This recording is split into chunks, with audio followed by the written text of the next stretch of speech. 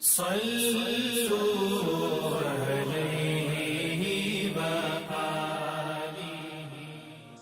سعد رضی اللہ تعالیٰ عنہ سے روایت ہے کہ رسول اللہ صلی اللہ علیہ وآلہ وسلم نے چند لوگوں کو کچھ عطیہ دیا اور ساتھ وہاں موجود تھے۔